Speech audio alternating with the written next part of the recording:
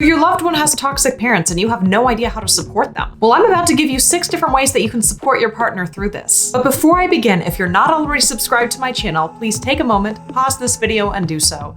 The reality is that adulting is hard, and I'm here to help you through it with weekly videos. Now let's get started on that list. Number 1, listen to your partner. If your loved one is really upset about what happened between them and their parents, they might not need advice from you at the time. They might just need someone to hear them out, someone they can feel safe to vent to. Number 2, be on your partner's side. Try to avoid saying things like, well, you did overreact. Your loved one should feel like you have their back. And siding with someone who's proven to be toxic to them can be very hurtful for your loved one to go through. It's also important to remember that your partner is reacting so strongly to their toxic parents for a reason. It means their bullshit cup's overflowing. So what you're seeing as just a droplet of water is what they are seeing as the droplet of water that caused their cup to overflow. Number 3, you can encourage your loved one to take a step back when they are ready, but try not to pressure them to take a step back, because that can just cause unnecessary stress in their life. They need to be mentally ready to be able to step back for their own sake. They need to be the ones to decide that that's what they want for their own life. Supporting them through that process is such a beautiful thing. If and when they are ready, they will. If that's the path that they decide they need to take, that's the path they're going to end up doing. It's just important to be patient through the process. It's also important to remember they might not want to take a full step back because of their own attachment. But this is when you can be that healthy person who encourages them to set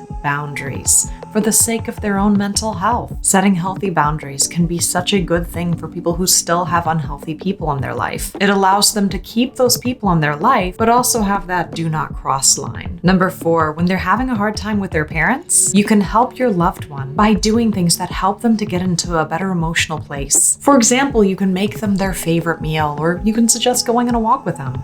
You can draw them a bubble bath, or hand them a book and tell them, you know what, take the night off, I've got this, just relax. You can even take them out and set up a nice picnic or take them on a nice date. Whatever you do something with them that's just fun, allows you both to bond, and allows them to escape a little bit. That way they have some breathing room and are able to relax after going through such an emotionally charged time. Number 5, and this one's very important, you can ask your partner what they need to help them through this time. The reality is that everyone has different needs, and it's so important to support your partner in the way they need, not necessarily in the way you would have needed it, because your needs might be very different from what their needs are. That's why it's so important to ask our partners what their needs are and not just assume we know and base it off of what we think we would have needed during that time. Also remember that needs can change. They might need one thing one day and another thing another day. This is why you can ask them continuously, hey,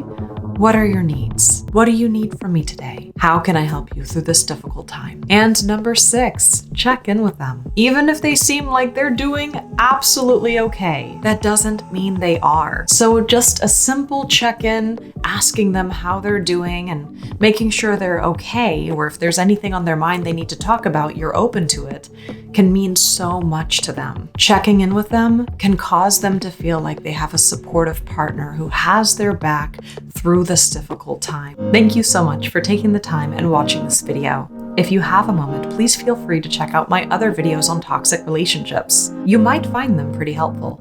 I hope you have a beautiful day.